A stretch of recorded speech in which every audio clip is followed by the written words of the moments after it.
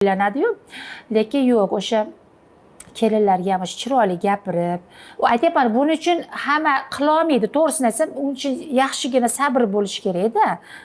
Mana bu to'lib toshib ketmash kerak, o'zingizni ushlab turishingiz kerak. Nima deyotgandik o'zi? Keyin bu yoqqa o'tib boshqa yoqqa o'tib ketdi.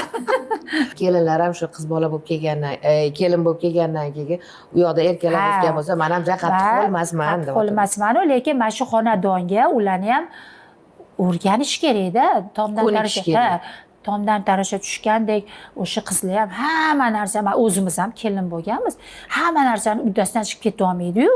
Xuddi osmondan tushib qolgandek bir qiz bolaga ham oson emas deyman-da. Albatta. Boshqa xonadonga borish, hali uyida mana qilib allada aziz to'rvada magiz qilib katta qilishgan. O'shaning uchun hali biz qaynonalar shoshilib ketmasligimiz kerak-da.